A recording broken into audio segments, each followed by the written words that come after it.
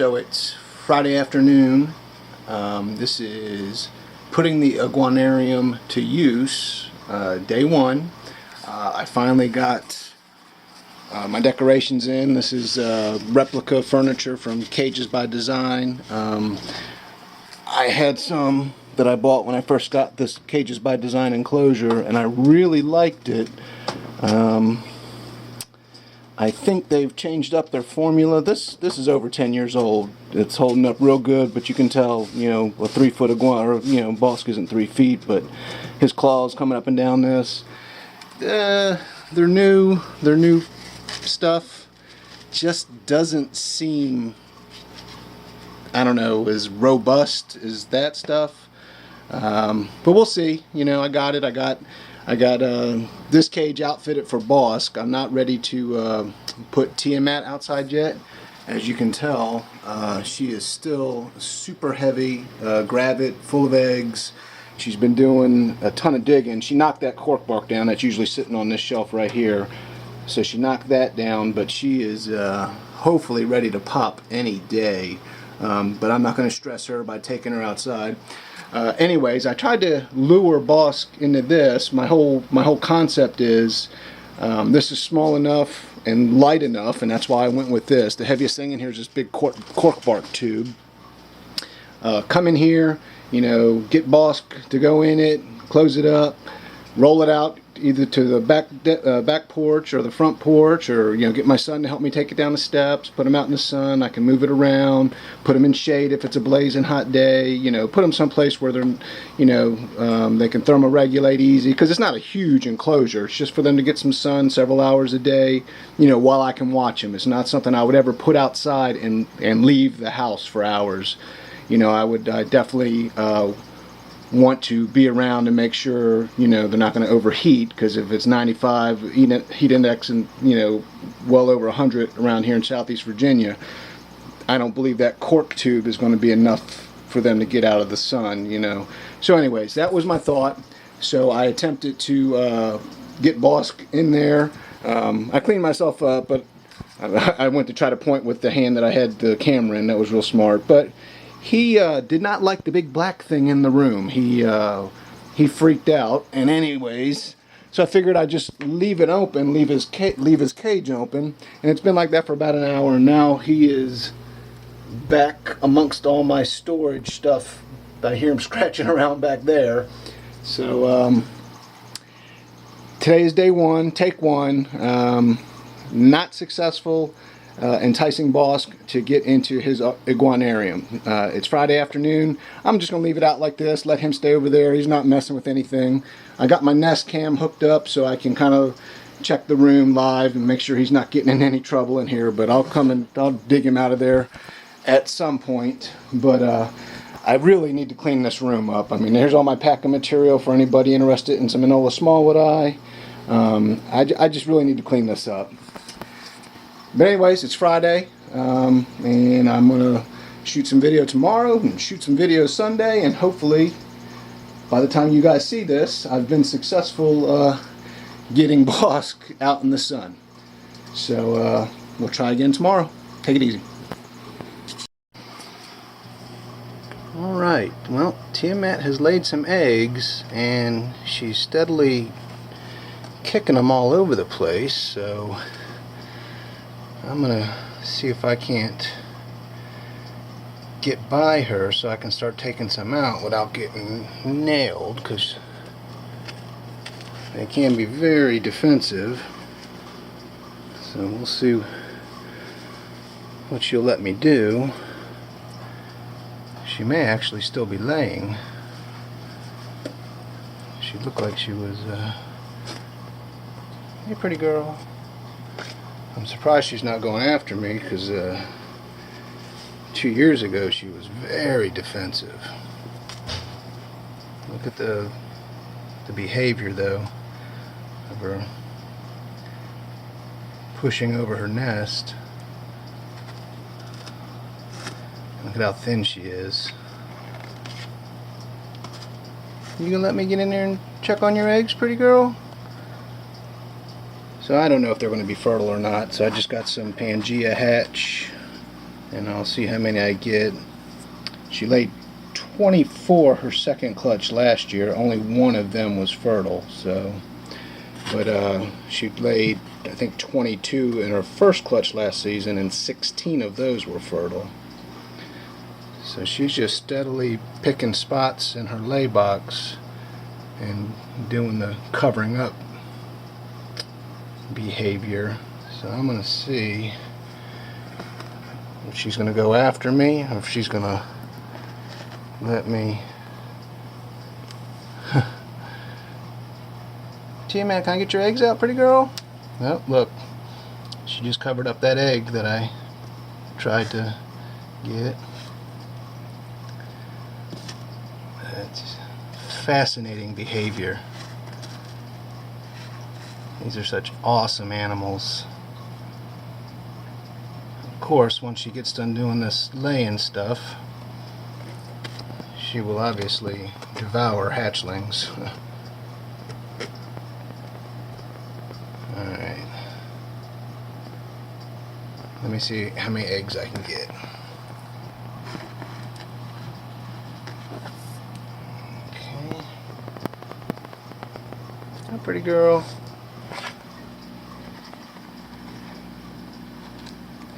And they're somewhat firm. I mean, they're nice and white now. I don't know if they're going to be viable or not. Tiamat, are you going to let me? Here, a little chilly too. Here, get up there and warm up. I'm definitely going to give her something to eat to get her fat again. So let's see what I can do here.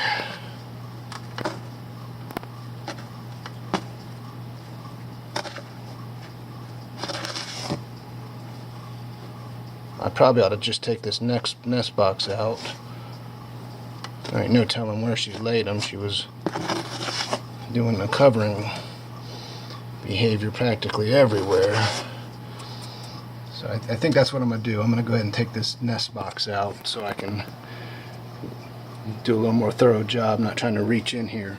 So I will come back in a moment. Hey, pretty girl. I'm going to feed you up here momentarily. Alright, well, nest box is out. Had to remove all the furniture. Tiamat's exhausted. So now let's see if we can't find some eggs.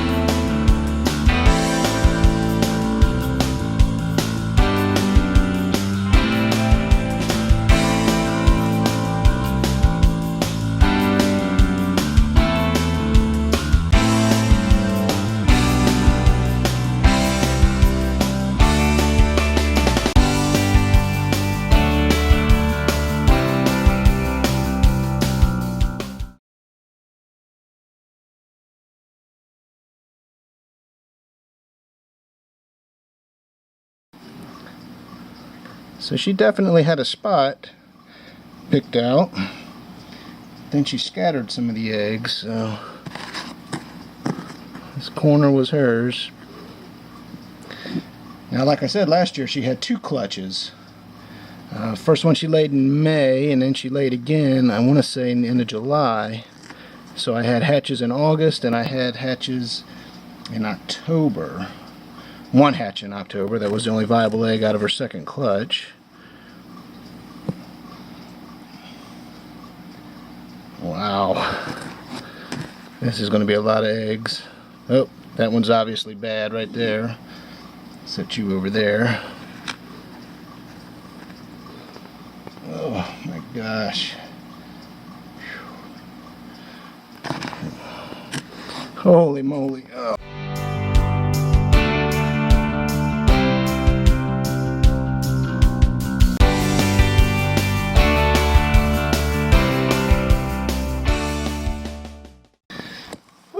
Alright, those ones and all of them. I'm going to set up a couple more deli cups. I'll be right back and we will count Tiamat's eggs. And we are back. I've got 38 eggs that could be viable just because of their color and firmness.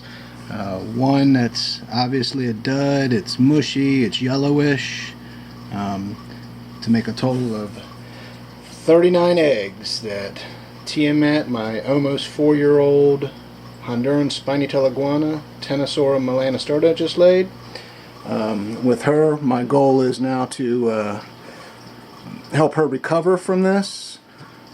Get some more body weight on her. You can see how her abdomen is all sunken in there.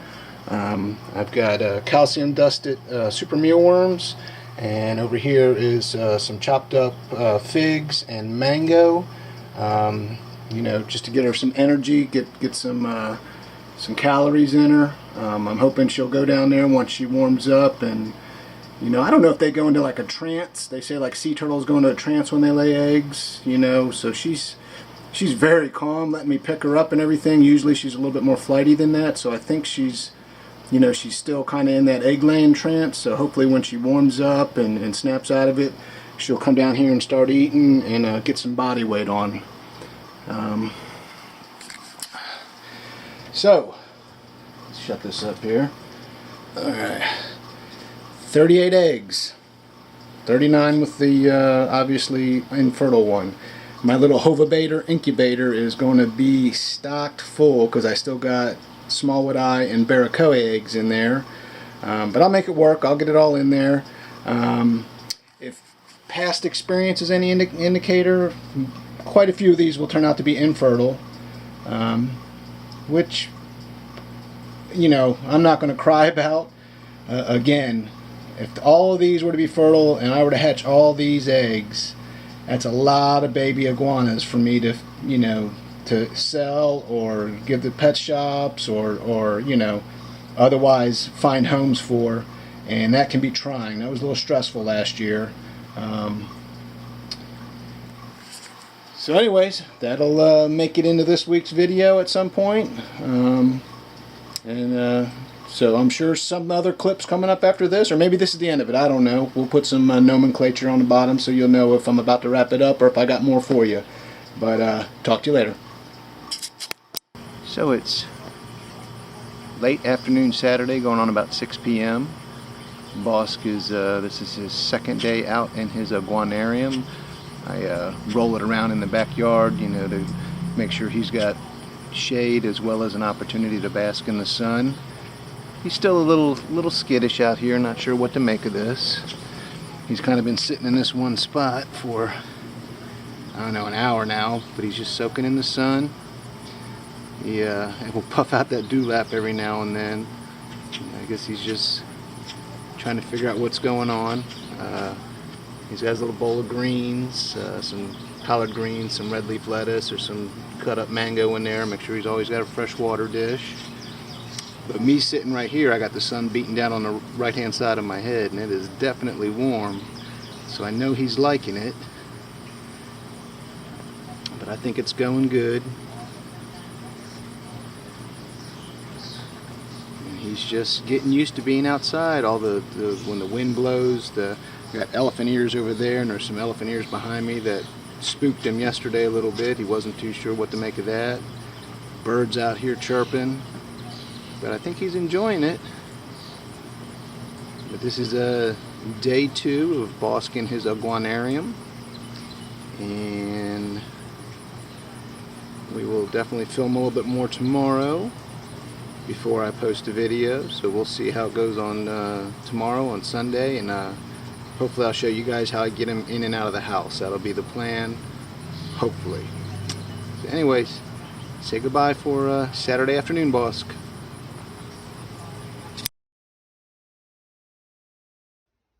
Alright guys, so it's Sunday and this is my voiceover because I got my GoPro strapped to my forehead and I forgot I had the waterproof housing on it, not the one that has the openings for the microphone, so you cannot hear a thing that I'm saying as we're doing this. So what I'm trying to do now is show you guys how I would get Bossk out of the enclosure. I've already been spending some time with him prior to me getting the GoPro out and clipping it to my head. So he's used to me petting him. Um, I got lawn care maintenance going on outside my front door. Hopefully that weed eater doesn't sound too bad while we're doing this. Um, so just, building that rapport with him, petting him on his neck. He's usually pretty calm. I'm looking over at Tiamat again. Yesterday I collected all those eggs. There was 2 more in the enclosure today, 1 in her water dish and 1 outside of it. So that's a total of 43 eggs that she laid, and that's what I'm pointing down at, the little water dish that she had 1 in. That one obviously was no good. It swelled up real big. It absorbed a lot of water out of the water dish. The other one I did go ahead and put in the incubator. So now I have 39 eggs that we'll see how they turn out. Bossk is he doesn't like to be picked up, but he'll tolerate, some neck scratches and some petting. He'll want to shake you off every now and then, but yeah, I always talk to him calmly while I'm petting him. Just want him to get used to me, So here I'm talking about the door that I opened up. That's the main door of the Iguanarium. It's got a door up top as well, but using the main door is a little bit easier because it's a bigger opening. And now I got the thing strapped to my head and I'm leaning in and I'm grabbing Bossk, always just support him from the belly and the back and just place him inside there. A little bungee cord that I use to hold the door open, and I'm gonna do a little bit of rearranging so I can shut the door. I told you guys when I did my Iguanarium assembly and review video that these little latches shake. With any vibration they'll pop loose, so that's why I have the little bungee cords to make sure that I can secure that door, so as we're moving it doesn't pop loose or doesn't somehow come undone and Bossk is outside. Next thing I know, he's running around in the yard, and they are fast. I'd never catch him. So I usually get my son to come help me, but he is, at the time of this filming, he's in the backyard cutting the grass. And so it's a tight squeeze, not going through this main door here, but getting in between the aquarium and the stand that the exoterra is on right there. So I've got to finagle with the wheels, get them in just the right alignment. Let's get the step ladder out of the way. Don't want to make it any tighter than it needs to be. And of course, as I'm doing it by myself, I did run into a little bit of a snag. Just had to do some back and forth, lift up my end a little bit to get through the opening there. Sometimes we go right in and smooth, other times it just gets snagged. No big deal. I just, got to be patient and just work with it for a few seconds. And we don't have any issues here. I'm going to lift my end up real quick. And Bossk the whole time, he's just sitting there chilling. Didn't seem to bother him any at all. And I'm talking to him while we're doing it. So we go down the hallway, and there's Blue wanting to know what's going on. Surprisingly, Bossk doesn't even mind Blue. He'll come into the room every now and then, and if he gets too close, Bossk will puff up at him, but he's not, he doesn't startle him, doesn't scare him, so I guess he's used to him. And we'll just stroll through my kitchen and dining room there. And like I said, my son's out back mowing the lawn, so I'm just going to put him on this back porch until he gets done and he can help me take him down the steps. So this is going on. This was just a couple hours ago. And then it looked like some storms were coming in, so I was able to get him out in the backyard, sort of like the video clip you just saw from Saturday. But then it got really dark and it kind of cooled down, and so I got my son to help me, and then the sun came back out. Got my son to help me bring him in, and then the sun came back out. But anyways, that's kind of how I'm going to do it. I'm going to do it frequently all throughout the summer for both Bossk and Tiamat to help them get some sun. Thanks for watching, guys.